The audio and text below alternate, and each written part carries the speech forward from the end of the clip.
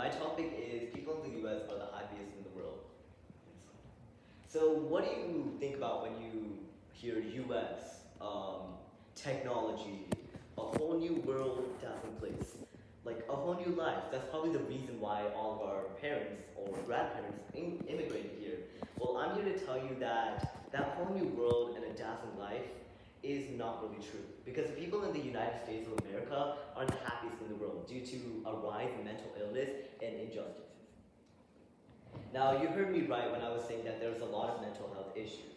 Like you can see in this infographic right here, 1 in 5 US adults experience a mental illness. So if you don't know what like kind of mental illness that is, that's like anxiety disorders, depression, obsessive compulsive disorder. There's a bunch of them, and a lot of people in the US are experiencing that. And a lot of them don't really confide in anybody. They have nobody. So they commit suicide, which is actually the 10th leading cause in death. And that's really bad because that's our problem and we aren't doing anything to solve it. And even a worse fact is that 16.5% of all US youth aged 6 to 17 experience a mental health disorder. I mean, that's crazy. Some like 6-year-old out there had trauma and is now depressed and has anxiety. Like, probably they don't want to be hugged anymore. That sucks. Next slide. And now you heard about mental illnesses. You see here there's injustices now, and that's worse. You can see here a percentage of all hate crimes in the U.S. You can see the top 3 reasonings are race, ethnicity or ancestry, sexual orientation, and religion. Now the main thing here is race. A lot of hate crimes are being influenced by race and such as Black, Latinos, like Asians, and then religion and sexual orientations also a huge main player in the bias for hate crimes, and that sucks because our society is intentionally putting bias on these 3 topics, which is bad. And over 15,000 law enforcement agencies have reported 7,700 hate crimes, which sucks. And you might be thinking, oh, hate crimes only happen within citizens. Well, no, you're wrong, because that also happens in law enforcement agencies. You can see here that white men and women have less of a chance of getting imprisonment than Black men and women and Latino men and women. And that's clearly showing the injustice that's going on within the law enforcement and within daily life. Next slide. So now you might be wondering, how can we solve this? What can we do to stop this injustice and mental illnesses? Well, I'm here to say that there is a solution. We can solve all of these problems.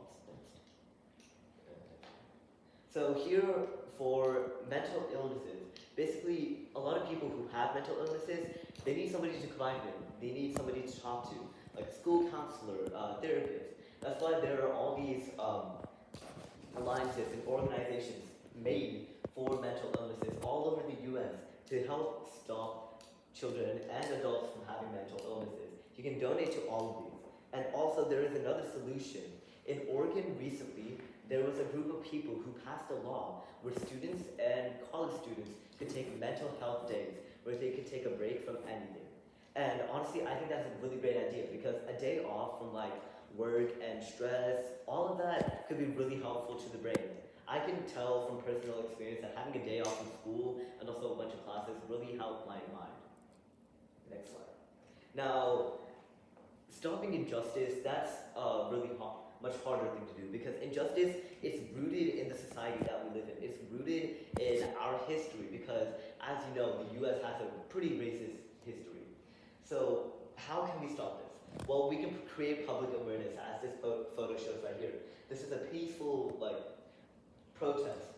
Right here, you can see on this side, Black plus brown plus Asian solidarity. That's basically saying that all these races are being targeted against by hate crimes and bias.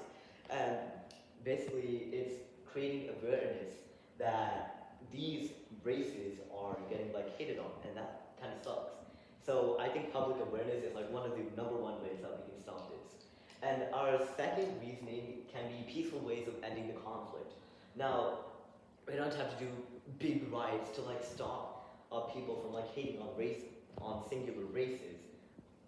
We could do ways such as peaceful parades like this one, like such as Mahatma Gandhi when he wanted India to be free from the British rule, he did peaceful marches and parades. And also Martin Luther King, always having trouble with that name. He had peaceful marches all throughout the cities, and he had speeches. I have a dream that created public awareness and created a safe environment for all of the races that were getting hated on. And the third way is removing bias from the equation. I talked about this earlier. We need to remove bias. We need to remove the stereotypes that Asian people are the reasoning for corona. White people are racist. Black people steal stuff. I don't know. We need to stop the harmful stereotypes. Like Indians are IT tech force. Like saying that as a joke someday might come back to bite you. So we need to remove the bias from the equation. So why does this concern you though? Why should we work together to stop this? Next slide. Well, it's because it's a better society to live in. Say you want to have kids. How many of you want to have kids? Raise your hands. That's a start.